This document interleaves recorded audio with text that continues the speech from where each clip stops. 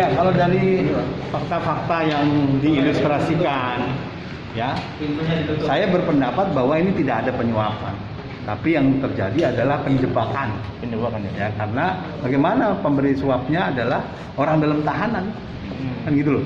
Memang orang dalam tahanan bisa keluar, mau kencing aja susah dia, gitu loh. Jadi sekali lagi ini bukan penyuapan. Nah, dan juga ada banyak kelemahan dalam struktur dakwaan. Dakwaannya secara subsidiar penyuapan dengan pemerasan. Padahal dua bentuk perbuatan yang sama sekali berbeda, yang tidak mungkin secara teoretik disubsidiaritaskan. Sehingga menurut saya di samping ada ketidakprofesionalan penegak hukum baik di penyidikan maupun di dalam penuntutan, juga peristiwa yang dipandang katakanlah diilustrasikan itu sebenarnya tidak cocok dengan unsur-unsur dakwaan, dan juga kemudian ada hal yang terkait dengan keabsahan ataupun terpenuhinya syarat material dari surat dakwaan. Jadi bisa ini dinyatakan nanti penuntut umum tidak dapat diterima karena dakwaan tidak jelas, bisa dinyatakan bebas karena memang ternyata tidak ada sebenarnya kesepakatan yang masuk dalam syarat utama bisa dikatakan adanya penyuapan. Nah, saya kira itu. Pak, ini kan kami dari Kabupaten Bogor langsung ya, yang memang dari awal tahu permasalahan ini. Nah, di sana kan ada penanggung jawab operasi saat itu ya. Ya. Dan kemarin di kesaksian ini kita bicara fakta karena sudah di luar dari persidangan. Ya. Di kesaksian itu ada anggota kepolisian yang bilang bahwa dia tidak pernah diberitahu siapa targetnya dalam operasi itu. Dan itu hanya dibilang hanya menjalankan perintah atasan, yaitu Kasat Reskrim. Nah, ini di sini sebetulnya missing linknya di mana gitu Pak? Kok bisa tidak ada tersangka tapi tidak ada tidak ada target, tapi ketika berjalan ke satu dinas sudah ada yang memang harus ditangkap, dan ternyata di kesaksian tersangka ini juga yang pemberi itu dia mengakui bahwa dia tidak pernah berkomunikasi sebelum dia berjalan ke dinas gitu. Ya berarti itu oknum Kasat Reskrimnya yang merekayasa kasus ini. Itu bisa dipanggil nggak di persidangan, dihadapkan ketika memang ada indikasi seperti itu? Kalau dipanggil itu kan dalam rangka untuk pembuktian. Tapi yang paling pasti sebagai anggota kepolisian, oknum tersebut telah bertindak secara melawan hukum. Dan apakah JPU berhak memanggil Kasat Reskrim tersebut, Pak? Siapapun yang dipandang penting untuk pembuktian boleh dipanggil oleh penuntut umum. Tapi persoalannya apakah kemudian dengan itu menguatkan pembuktiannya? Justru kalau dipanggil akan melemahkan pembuktiannya. Jadi kemungkinan besar tidak akan dipanggil.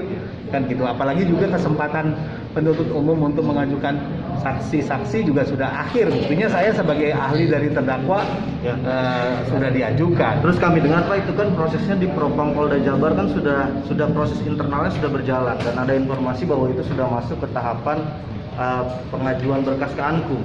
Itu ada pengaruhnya nggak antara pengadilan di internal kepolisian dengan di pengadilan umum? Iya, itu nanti akan berpengaruh bahwa tudingan ataupun dalil yang disampaikan oleh tim penasihat hukum bahwa ini merupakan sebuah rekayasa kasus atau penjebakan, itu mendekati kebenaran karena oknumnya itu sekarang sedang diperiksa, katakanlah dinyatakan sebagai mungkin melanggar disiplin atau melanggar etika profesi gitu ya, atau kalau misalnya tadi disebut dalam proses penyerahan angkum ada dugaan perbuatan melawan hukum, ada tindak pidana penyalahgunaan kewenangan di sini. Jadi pesan Bapak sendiri apa, Pak? Pesan Bapak sendiri terkait kasusnya perkara ini apa, Pak? Kalau menurut saya apa yang didakwakan itu dari ilustrasi yang dikemukakan tidak terbukti. Yang kedua, banyak sekali gambaran ilustrasi yang menunjukkan bahwa ini kasus direkayasa.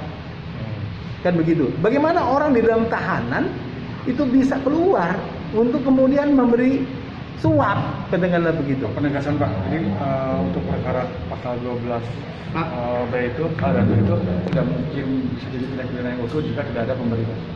Betul, setiap pasal penyuapan itu hanya bisa dibuktikan kalau ada pemberinya. Dalam kasus tidak ya? Dalam kasus ini tadi menurut keterangan penasihat hukum kan tidak yang bersangkutan dijadikan tersangka. Lalu bagaimana tidak dijadikan tersangka sementara delik ini hanya bisa terjadi karena keterlibatan dua pihak. Kalau yang pasal 12 huruf E itu Pak soal pemerasan apakah masih memungkinkan? Pemerasan kewenangan apa yang telah disalahgunakan? Kan begitu. Tadi tidak tergambar ilustrasi, bahkan tidak mempunyai kewenangan tertentu dikaitkan dengan apa yang diharapkan oleh si pemberi. Pak boleh tahu nama Pak ini? Hairul Huda. Ahli pidana. Iya, Kali pidana apa sih Pak? iya. Kamu lihat di Google aja. Kamu kurang nonton TV. Pak, satu lagi Pak, Saya, izin Pak, apa ya. pesan Bapak kepada JPU juga dengan Pak Hakim Pak? Kita berharap bahwa pengadilan itu kan tempat memisahkan orang bersalah dari orang tidak bersalah. Nah gitu ya, nanti outputnya tentu ada yang dinyatakan bersalah, ada yang dinyatakan tidak bersalah. Nah, tapi dengan ilustrasi tadi yang disampaikan, pertanyaan-pertanyaan yang diajukan, itu menggambarkan bahwa terdakwa tidak bersalah. Kesimpulannya penjebakan, Pak. Iya, kesimpulannya menurut saya ini ada kemungkinan merupakan sebuah rekayasa kasus atau penjebakan. Dibuktikan dengan bahwa petugas yang kemudian mengeluarkan si pemberi ini dari tahanan itu kan sedang diproses hukum kan gitu loh.